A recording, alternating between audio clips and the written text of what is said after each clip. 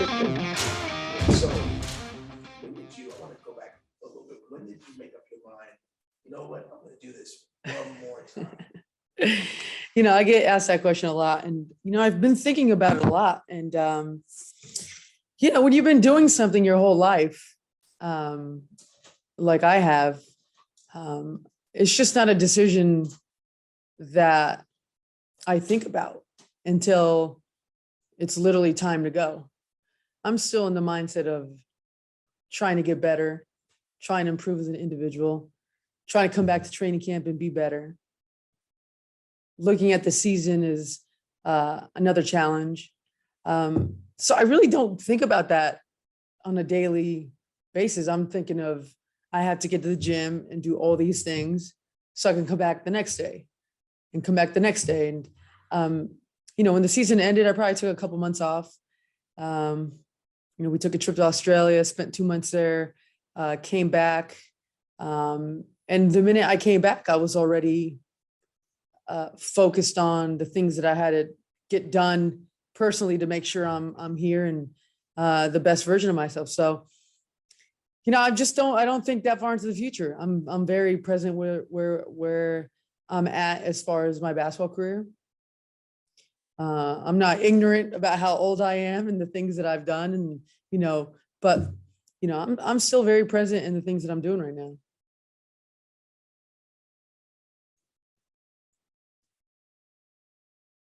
When you have to go through all those things to get ready on a day-to-day basis, what's that like every year? Is that a mental toll, or have you been able to kind of get over those hurdles? Yeah, I still enjoy it. I really do enjoy it. I have a great group of people that I work with that really help me see the game very simple again, and to do things that will help me get better. And, you might not necessarily see it, or it might not translate onto the court, but there's certain things that I still mentally and physically am altering all the time to be able to stay on the court and help this team win and hopefully make another run deep into the playoffs. It's a mental competition that I literally have with myself every single day. And I probably come home every single day and I'm like, why did I do that for? I could be on the couch hanging out. But, I'm an addict. What can I say?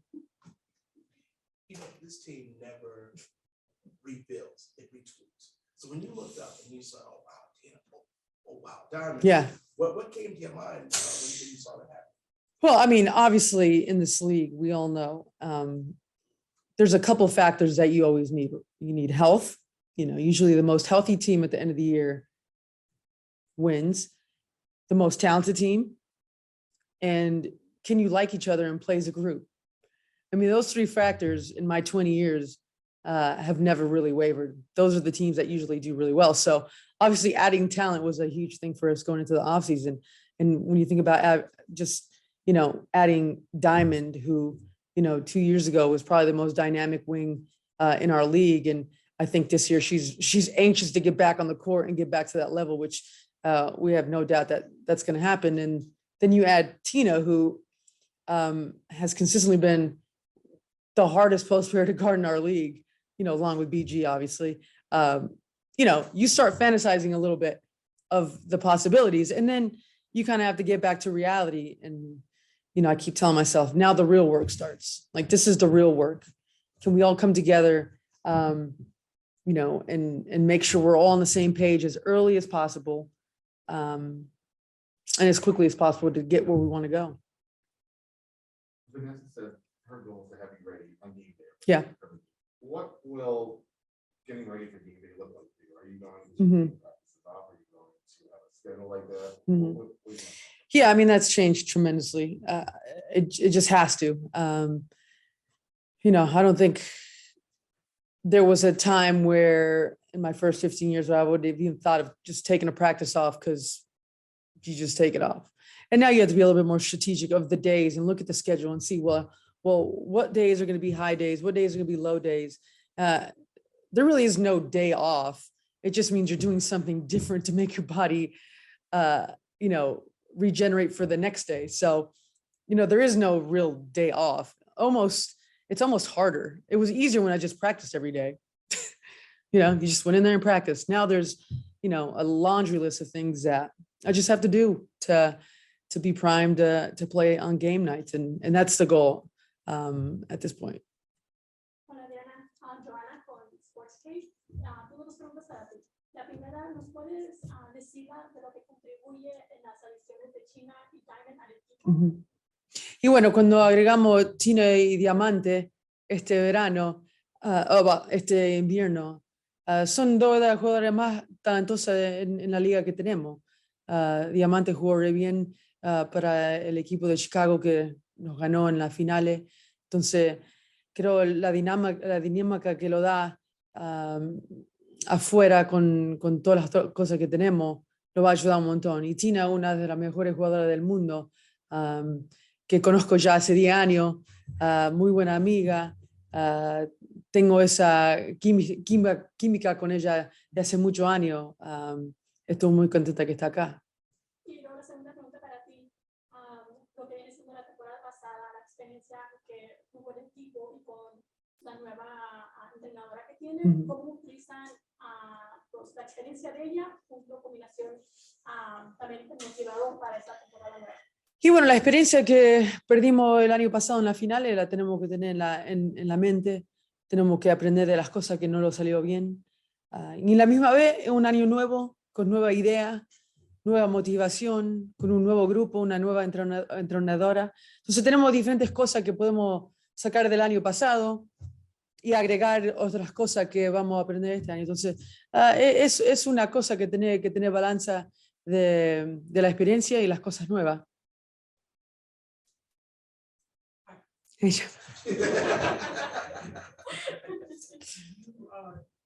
know what it was like for Phoenix when she got toward the end and Yeah. kind of the last season emotional Mm-hmm. part of all that. If that's going to be, this is going to be your last season, do you anticipate like a farewell tour, or I mean, are you going to try to just downplay it? Yeah. Or how are you going to treat that? Yeah, I'll let you guys know when I'm done, because you're not going to see me anymore. So, yeah, I mean, when I'm done playing, I'm just going to stop playing. I'm not going to ease my way out. So I plan on playing for a while. I don't know if that helps these questions at all. Like I want to play. And when I suck, I won't play. Trust me, I'll be in those workouts in the winter and be like, that's it. But you tell me after the first game, Jeff, I don't know. When you did the thing with Sue during the NCAA tournament, Yeah. how much fun was that? And do you see broadcasting being an option for you? Like Yeah. down the road? Yeah, I would never classify as that broadcasting, because that would be a disservice to all the amazing people that call, NBA, WNBA, NCAA games. I mean, that was just something fun that they, it was kind of brought up, and, that's literally our life right there, sitting on a couch, watching a game and just going all over the places with ideas. And it's fun. It was fun to watch those kids be in that moment. They had missed being at the Final Four for a couple of years because of the pandemic. And those are just amazing moments that no matter how long it's been, you can always tap back into the years that you played in college. And it was just such an amazing time of your life. So it was fun to be in the building. It was fun to obviously share that with Sue, and we really did have a great time doing it. But that's a lot of work. These people, I mean, that's a lot of work. This has been, it's hard to believe, but this is your third season with Sky. Yeah. Could you talk about the bond you guys have formed kind of on and off the court with? Yeah. Yeah, it goes by fast. Just to think about that, we're going into our third season now together, and all the steps that we've taken from the bubble, which was obviously challenging in itself. And then last year, where it's easy to just say, oh, this team made the finals, they were really good all year. I mean, we went through some stuff, and every team goes through their bumps and bruises, but we really had a lot of challenges with injuries, and with the Olympic break, there was just a lot of things that we were hit with, and to see the way we came together in that stretch run into the playoffs, it just shows you that people that are here want to win. And sometimes it doesn't happen right away. Sometimes it takes a lot of things going the other way to make sure you can kind of bounce back those ideas to figure out a way to do it right. So I think Skylar and I, we're on the same page, and we have one goal, and that's it. You know, we've done a lot individually. Tina's going to be up here. She's done a lot individually. We just want to win. And when we figure that piece out, we're going to be okay. You just mentioned that you'll know when it's time to hang up. Yeah. Is that hard for a professional athlete to see? Because in your eyes, you think you're probably still the best. Right. Is that harder for someone to see themselves and other people to see them? Yeah, I'm sure it is. But I think if there's one thing I've always tried to be is very honest with myself. So one, I never take myself too seriously. And two, I'm honest with myself, and I'm honest when, there are things that I need to improve on. There are things I need to get better on. And hopefully I've been able to address those things in the off season. And, if you're not willing to put the work in, then that's probably the time when I know I'm not going to come into a season confident. Because those are the things that give you the confidence to come back, your 19th season, your 13th season. And Tina, if you don't do that work in the off season and you're not playing overseas, you're going to have a long summer. So, I still feel like I have a little bit left and a lot to do. We got time for just a few questions here on Zoom. We'll start with PJ, followed by Nick Hamilton. Hi, Diana. It's PJ Brown from the Arizona Daily Star. I covered Sam through her whole 5 years of college. And I wanted to ask you about her. I know that you recommended her for coming to training camp. What is it now that you've seen before as you watch Sam's career, and now, especially in training camp, that you think that she's the type of player that could not only make your roster, but be a good professional? Well, I saw Sam play the first time. I think it was 2018 season. My good friend Morgan Valley was an assistant coach there. It was Adia's first year. And I think that year they won 5 games. And the minute I saw her play, I was like, this kid's really good. I didn't know anything about her. I had never spoken to her. There was just a very calm confidence that she had on the court that I really appreciated from the minute I saw her play. And then obviously, fast forward 4 or 5 years, the way she's, been able to change that program and, make sure she improves every year. And, I think I told her the other day in practice, I was like, Sam, it feels like you've been here for 5 years. She's just fit in seamlessly with the things that we want to do. And that's a credit to her. That's a credit to her ability to learn on the fly, to coexist among other players. And those are attributes that, are almost more important than actually being a good basketball player. And she's done all those things with, the skill set that she has. And, I think she's going to be in this league for a long time. And I think she has a bright professional career wherever it is. All right, we have time for just one more. We're going to go over to Nick Hamilton. Hey, Diana, Nick Hamilton, Nightcast Media. 2-part question really quick. One, you talked about Tina Charles, and both of you guys are ultra competitors, but now you guys are playing on the same team. So what specific areas or a couple of areas that you can give up that really will make your job easier this season? And then really quick, what's on your playlist this season musically as far as coming into the season? Well, Tina just changes the whole dynamic of how we're going to play. To be quite honest, we haven't had a stretch post since probably Tangela Smith to be able to space the floor. And we know right now how the game is. It's, trying to get into the paint. It's trying to stretch the floor, with shooting threes. And those are things that we like to do anyways. But, with Tina on the court, that just makes, the